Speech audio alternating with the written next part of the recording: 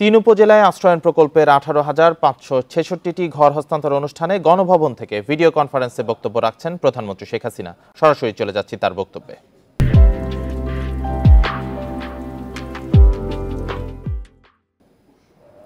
আরেক দিক থেকে গুরুত্বপূর্ণ, 2007 সালের 16ই জুলাই আমাকে গ্রেপ্তার করা হয়েছিল।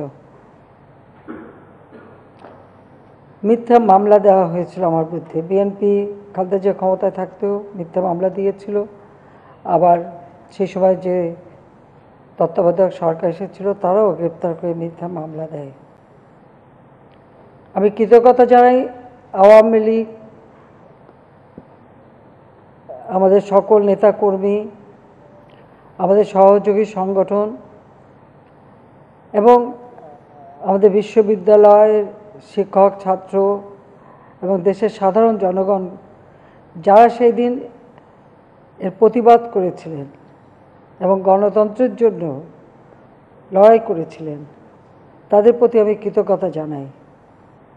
ঢাকা শহরে 15 দিনের মধ্যে 25 লক্ষ সিগনেচার সংগ্রহ করে আমাদের মহানগর আওয়ামী লীগ সহ আমাদের সহযোগী সংগঠন তারা সেই সময় উপদেষ্টার অফিসে পৌঁছে দেয় আমার মুক্তি চেয়ে।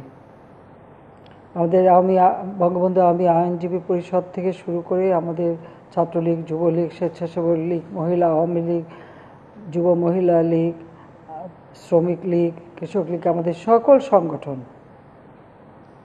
প্রত্যেকেই সক্রিয় ছিলেন। প্রায় 2 বছর সময় নেয় তার তত্ত্বাবধায়ক সরকার নির্বাচন দিতে বাধ্য হয় এবং এরপর আমাকে মুক্তি দেয়। আজকে 11ই জুন আমি সেই বন্দিখানা থেকে মুক্তি পেয়েছিলাম। কাজে আমি জাতির কাছে কৃতজ্ঞ, আর আমার দলের নেতাকর্মী সহ সেই সময় যারা আমাকে সহযোগিতা করেছেন সকলকেই আমার আন্তরিক ধন্যবাদ জানাই। জাতীয় আন্তর্জাতিকভাবে এবং আমাদের প্রবাসী বাঙালি বিভিন্ন শ্রেণী পেশার মানুষের যে সমর্থন আমি পেয়েছিলাম সেটা কখনো ভোলার নয়। জনগণের মাঝে ফিরে এসেছিলাম 75-এ 15ই আগস্ট। বাবা মা ভাই হারিয়ে 6 বছর প্রবাসে রিফিউজি আকারে জীবন কাটিয়ে 81 সালে বাংলাদেশে আসতে পেরেছিলাম। তার কারণ হচ্ছে 1975 সালে 15ই আগস্ট আমার বাবা জাতির পিতা বঙ্গবন্ধু শেখ মুজিবুর রহমান, বাংলাদেশের রাষ্ট্রপতি, তাকে নির্মমভাবে হত্যা করা হয়। একই সাথে হত্যা করে আমার মা, আমার 3 ভাই, আমার ভাতৃবধূ থেকে শুরু করে আত্মীয় পরিবার পরিজন 18 জন সদস্যকে। আমি তাদের আত্মার মাগফিরাত কামনা করি। ছোট বোন রেহানার আমি বিদেশে ছিলাম, বেঁচে গিয়েছিলাম, কিন্তু সে বাচ্চা বোধ হয় জীবনের থেকেও কষ্টকর, কঠিন ছিল। তারপর দেশে আসতে পারিনি। আমি জানি না আমার বাবার কি অপরাধ ছিল। তিনি তার সারাটা জীবন উৎসর্গ করেছিলেন বাংলাদেশের জনগণের জন্য। ক্ষুধা, দারিদ্র্যে নিষ্পেষিত, শোষিত, বঞ্চিত মানুষগুলির ভাগ্য পরিবর্তনের জন্য। তিনি নিজের জীবনে কিছু চাননি। বাংলাদেশের মানুষের অধিকার আদায়ের জন্যই তিনি জীবন সংগ্রাম করেছেন, জেল জুলুম অত্যাচার সহ্য করেছেন এবং তারই নেতৃত্বে আমরা স্বাধীনতা পেয়েছি। তিনিই বাঙালি জাতিকে স্বাধীনতার মূল মঞ্চে উজ্জীবিত করেছিলেন। জাতির পিতা বঙ্গবন্ধু শেখ মুজিবের ডাকে সাড়া দিয়ে এই দেশের মানুষ অস্ত্র তুলে নিয়ে যুদ্ধ করে বিজয় এনে দিয়েছিল।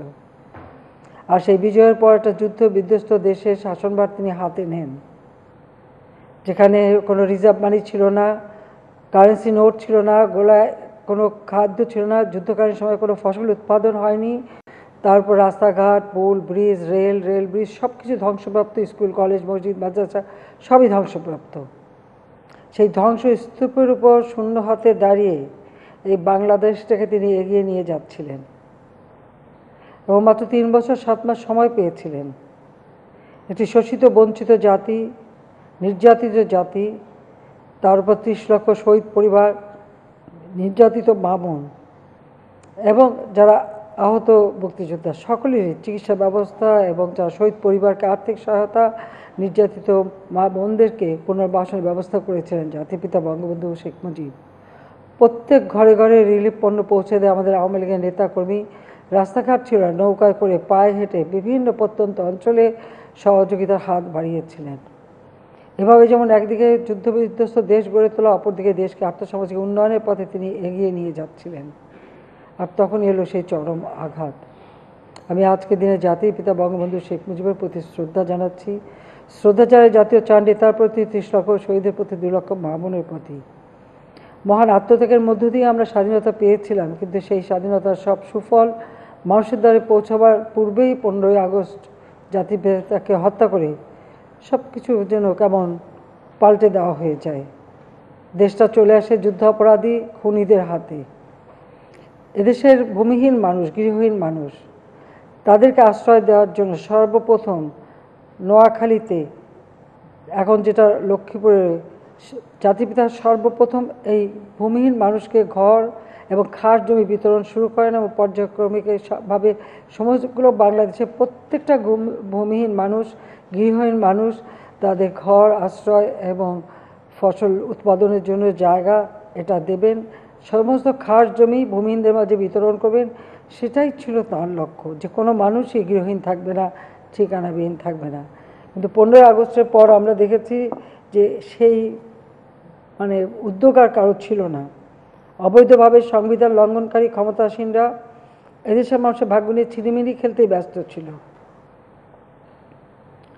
21 বছর পর আওয়ামী লীগ সরকারে আসে। আমরা এসে জনগণের সেবক হিসেবে আমাদের যাত্রা শুরু করি। তখন থেকেই আমি উদ্যোগ নিয়েছিলাম যে ভূমিহীন মানুষদের জন্য আমরা যা পারি, তখন আর্থিক অবস্থা বাংলাদেশের খুবই খারাপ ছিল, তার মধ্যেও ভূমিহীন মানুষকে ঘর তৈরি করে দেওয়ার জন্য আশ্রয়ণ প্রকল্প নামে একটি প্রকল্প নিয়ে আমরা ঘর বানাতে শুরু করি। 97 সালে ঘূর্ণিঝড়ে যারা ক্ষতিগ্রস্ত, সেই প্রথম আমরা এটা সেন্ট মার্টিন দ্বীপে আমি 70টা পরিবার পেয়েছিলাম, তাদেরকে প্রথম ঘর করে দিই। এবং ঘরগুলি যেহেতু জায়গার খুব অভাব ছিল, আমরা ব্যারাক হাউস করে প্রত্যেকে একটা ভালো প্রশস্ত কামরা এবং তাদের জন্য ল্যাট্রিনের ব্যবস্থা, অন্যান্য ব্যবস্থা করে দিয়েছিলাম। আর সেইভাবেই যাত্রা শুরু আশ্রয়ণ প্রকল্পের। দ্বিতীয় দফা যখন সরকারে আসলাম 2009 সালে, কারণ আজকে এই দিনই মুক্তি পেয়েছে, এই মুক্তি পেয়ে যখন নির্বাচনটা হলো, সেই নির্বাচনে আওয়ামী লীগ এককভাবে 233টা সিট আমরা পেয়েছিলাম। বাংলাদেশের মানুষ আস্থা বিশ্বাস রেখেছিল আমাদের উপর। যে মানুষগুলো আমাদের উপরে আস্থা বিশ্বাস রেখেছে তাদের সেবা করা এটাই আমাদের দায়িত্ব। ঠিক আমার বাবা যেভাবে নিজেকে বাংলাদেশের জনগণের সেবক হিসেবে ঘোষণা দিয়েছিলেন, আমিও তার পদাঙ্ক অনুসরণ করে বাংলাদেশের মানুষের সেবক হিসেবেই নিজেকে আমি উপস্থাপন করি। এবং আমার চেষ্টা হচ্ছে এই বাংলাদেশ, লাখো শহীদের রক্তে অর্জিত বাংলাদেশ, এ বাংলাদেশ কখনো পিছিয়ে থাকতে পারবে না। এ বাংলাদেশকে এগিয়ে নিয়ে যেতেই হবে। এদেশের মানুষ ক্ষুধা দারিদ্র্য থেকে মুক্তি পাবে, প্রত্যেকটা মানুষ সুন্দর জীবন পাবে, সেটাই আমাদের লক্ষ্য। আর সেই লক্ষ্য নিয়েই আমরা কাজ করে যাচ্ছি। ইতিমধ্যে আমরা বিভিন্ন জায়গায় এই আশ্রম প্রকল্প দিয়ে মানুষকে পুনর্বাসন করেছি। কিছুক্ষণ আগে আপনারা দেখলেন যে তাদের জীবনের যে পরিবর্তনটা এসেছে, একটা আত্মবিশ্বাস, আত্মমর্যাদাবোধ ফিরে এসেছে। একটি দেশকে উন্নত করতে হলে এটা সবথেকে বেশি প্রয়োজন। আজকে আমরা এই মুহূর্তে নতুনভাবে আবার ঘর দেব যারা ভূমিহীন। সেই সাথে আর একটা কথা আমি বলতে চাই, গত কয়েকদিন আগে যে ঘূর্ণিঝড় জলোচ্ছ্বাস হয়ে গেল, সেখানে হাজার হাজার মানুষ ক্ষতিগ্রস্ত। ইতিমধ্যেই আমরা কিন্তু তালিকা করেছি কোন কোন এলাকায় কতগুলি ঘর সম্পূর্ণভাবে বিধ্বস্ত হয়েছে, কতগুলি আংশিক বিধ্বস্ত হয়েছে। যেগুলি সম্পূর্ণ ক্ষতিগ্রস্ত তাদেরকে আমরা ঘর তৈরি করে দেব। আংশিক ক্ষতিগ্রস্ত তাদের জন্য আমরা ঘর নির্মাণ উপকরণ দিয়ে সহায়তা করব। অর্থাৎ এই যে প্রাকৃতিক দুর্যোগ, এই দুর্যোগে যারা ক্ষতিগ্রস্ত তাদের পাশে আমরা আছি, প্রাথমিকভাবে যা যা প্রয়োজন করে যাচ্ছি। আর এখন এই ঘর বাড়ি যাদের ক্ষতিগ্রস্ত হয়েছে, আমি তাদের এটুকু বলতে চাই যে আপনাদের চিন্তার কোনো কারণ নেই, প্রত্যেকেরই ঘর নির্মাণ যাতে করতে পারেন সে ব্যবস্থাটা ইনশাল্লাহ আমি করে দেব। এবং সেভাবেও আমরা ইতিমধ্যে প্রস্তুতি নিয়েছি, প্রত্যেক এলাকা থেকেই আমরা তথ্য সংগ্রহ করেছি এবং সেই অনুযায়ী আমরা এই সহায়তাটা পাঠাবো। আমাদের এই ঝড়, জলোচ্ছ্বাস, ঘূর্ণিঝড়, বন্যা, নদী ভাঙন এ নিয়েই তো আমাদের বাঁচতে হবে, কিন্তু আমাদের দেশের মানুষের ক্ষতি যাতে কম হয় সেদিকে আমাদের বিশেষভাবে দৃষ্টি দিতে হবে, সেদিকেই আমরা লক্ষ্য রাখছি। আজকে যে ঘরগুলি আমরা আপনাদেরকে দেব, এখানে আশ্রয় প্রকল্প 2-এর অধীনে পঞ্চম পর্যায়ে দ্বিতীয় ধাপে 18,566টি ভূমিহীন গৃহহীন পরিবারকে জমি ও গৃহ হস্তান্তর এটা করা হবে। সেখানে আমাদের বিভিন্ন অঞ্চল থেকে, সব জায়গায় আমি হয়তো কথা বলতে পারবো না, কয়েকটি জায়গার সাথে আমি যুক্ত হব। তো যারা ঘর পাচ্ছেন তাদের আমি অভিনন্দন জানাই। আর সেই সাথে আমি আরেকটা কথা বলবো, সেটা হলো যে ঘরগুলো আমরা করে দিচ্ছি এটা কিন্তু আমার আপনার সম্পত্তি, যে পাবেন, যে নিচ্ছেন, যে পাচ্ছেন আপনার নিজের সম্পত্তি। কাজে এটাকে রক্ষণাবেক্ষণ, এটাকে শুদ্ধভাবে রাখা, এটা যত্ন নেওয়া, এটা আপনার দায়িত্ব। বিদ্যুৎ ব্যবহারে অবশ্যই সাশ্রয়ী হতে হবে, মিতব্যয়ী হতে হবে, এবং যে জিনিসটা আপনি পাচ্ছেন কোনো অর্থ খরচ করতে হচ্ছে না, কিন্তু সেটাকে আপনাকেই রক্ষা করা, আপনার নিজের সম্পদ হিসেবে যত্ন নিতে হবে, সেটাই আমি আপনাদের বলবো। আমরা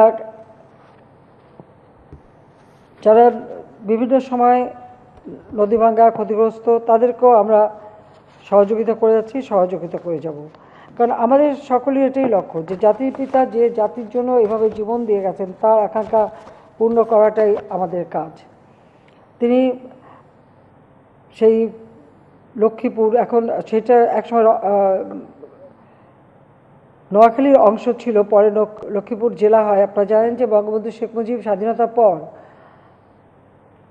আমাদের যতগুলি মহাকুমা ছিল সব মহাকুমাগুলিকে জেলায় তিনি উন্নত করে দিয়ে যান, যে কারণে লক্ষ্মীপুর জেলা, আর ওই লক্ষ্মীপুর জেলার রামগতি উপজেলার চরপোড়াগাছা, সেখানে কিন্তু প্রথম তিনি গুচ্ছগ্রাম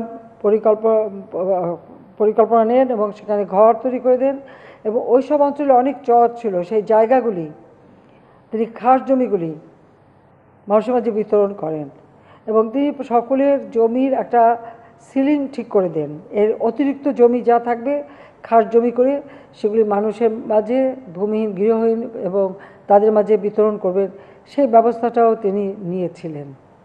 কাজে আজকে আমরা তার সেই পদাঙ্ক অনুসরণ করেই পদক্ষেপ নিচ্ছি যে কীভাবে আমরা এদেশের মানুষের ঘর বাড়ি তৈরি করে দিয়ে মানুষের জীবন মান উন্নত করতে পারি। আমাদের গৃহীত নানা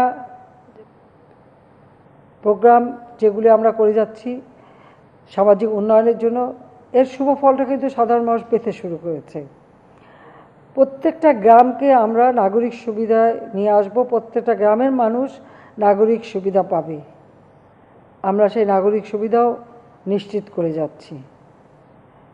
পাশাপাশি রাস্তাঘাট, পুল ব্রিজে উন্নয়ন করা, ঘরে ঘরে বিদ্যুৎ দেওয়া, সোলার প্যানেল দেওয়া, এবং সেই সাথে দেশের মানুষের অন্ন, বস্ত্র, বাসস্থান, চিকিৎসা, শিক্ষা, যেটা আমাদের সংবিধানে, যে সংবিধান জাতিপিতা বঙ্গবন্ধু শেখ মুজিব স্বাধীনতার পর মাত্র 9 মাসের মধ্যে প্রণয়ন করেন, 10 মাসের মধ্যে সেটা আমরা গ্রহণ করি।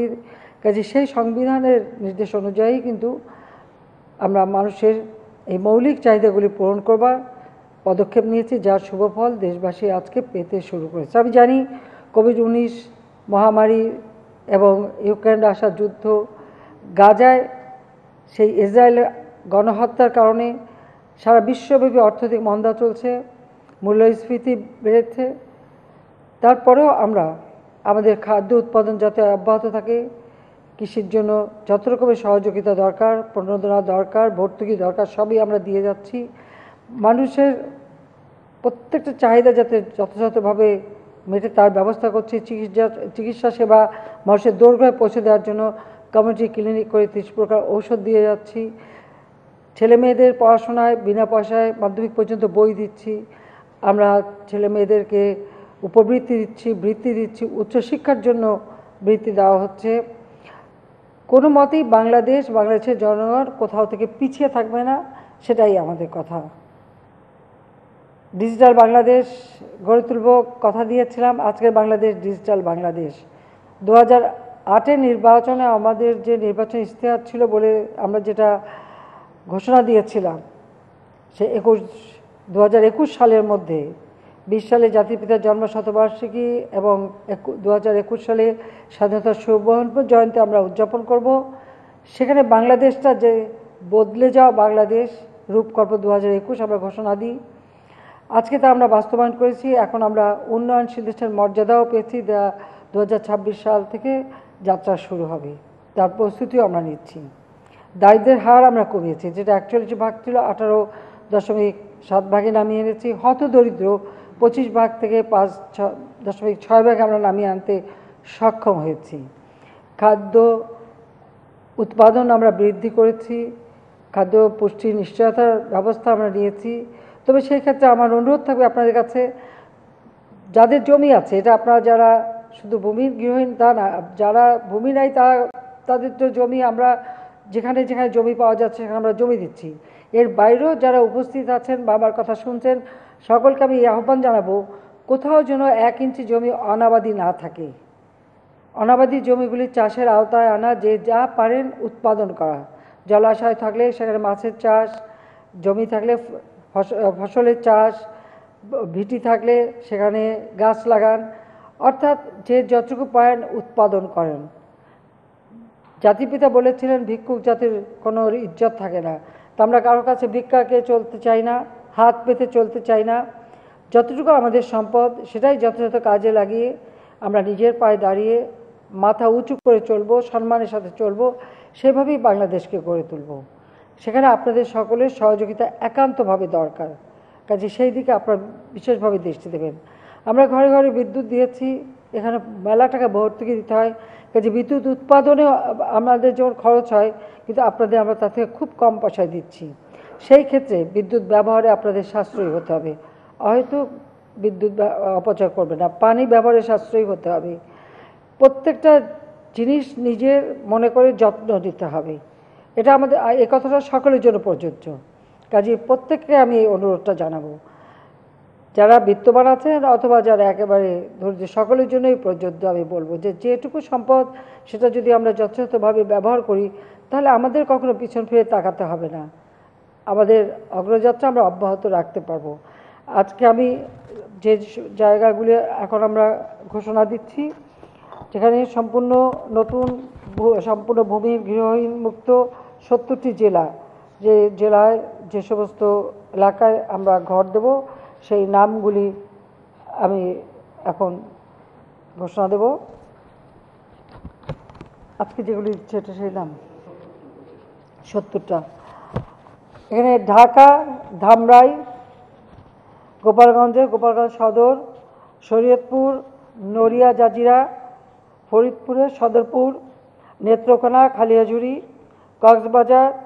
কক্সবাজার সদর, মহেশখালী ঈদগাহ, চট্টগ্রাম, চন্দনাইশ, সন্দ্বীপ, সীতাকুণ্ডু, চাঁদপুর, হাইমচর, চাঁদপুর সদর, লক্ষ্মীপুর, রামগতি, কমলনগর,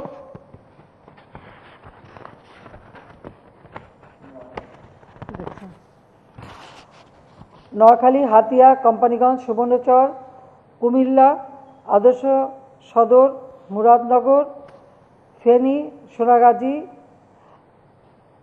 এই 7টি, এবং গাইবান্ধা, ফুলছড়ি, সাঘাটা, কুড়িগ্রাম সদর, উলিপুর, নাগেশ্বরী, রাজারহাট, চররাজীবপুর, রৌমারী, রংপুর, গঙ্গাচড়া, মিঠাপুকুর, পীরগঞ্জ, লালমনিরহাট, কালীগঞ্জ, লালমনিরহাট সদর, পাটগ্রাম, হাতীবান্ধা, আদিতমারি, নীলফামারী, সৈয়দপুর, সিরাজগঞ্জের চৌহালি, বগুড়া, শেরপুর, সাতক্ষীরা, আশাশুনি, যশোর, মনিরামপুর, খুলনা, পাইকগাছা, কয়রা, দাকব, নড়াইল, লোহাগড়া, নড়াইল সদর, বাগেরহাট সদর, শরণখোলা, রামপার, মোল্লাহাট, ফকিরহাট, চিতলমারি, মোরেলগঞ্জ, মংলা, কচুয়া, ভোলা, বোরহানুদ্দিন, চরপেশন, মনপুরা, বরগুনা সদর, আমতলী, বরিশাল সদর, হিজলা, গৌরনদী, হবিগঞ্জ, আজমিরিগঞ্জ, সুনামগঞ্জ, দিরাই, ছাতক, জগন্নাথপুর,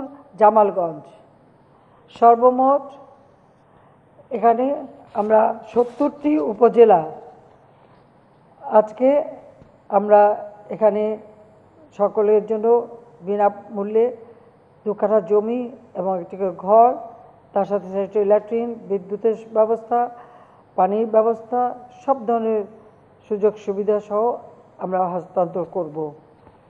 আমি এখন আমার পক্ষে বিভিন্ন উপজেলা প্রান্তে উপস্থিত মাননীয় মন্ত্রী, মাননীয় প্রতিমন্ত্রী, মাননীয় সংসদ সদস্য, বিভাগীয় কমিশনার, জেলা প্রশাসক, উপজেলা পরিষদ চেয়ারম্যান, উপজেলা নির্বাহী অফিসারগণ, উপকারভোগীদের নিকট জমির কবুলিয়ত, নামজারি খতিয়ান ও গৃহের সনদ, এগুলি আপনারা সকলে আমার পক্ষ থেকে তাদের হাতে হস্তান্তর করবেন। এত জায়গায় আমার একসাথে যাওয়া সম্ভব নয়, সে কারণেই আমি আপনাদের উপরে দায়িত্ব দিচ্ছি, আপনারা প্রত্যেকের কাছে এটা হস্তান্তর করেন, এটাই আমি চাই। সবাইকে আন্তরিক ধন্যবাদ জানাচ্ছি। জয় বাংলা, জয় বঙ্গবন্ধু, বাংলাদেশ চিরজীবী হোক।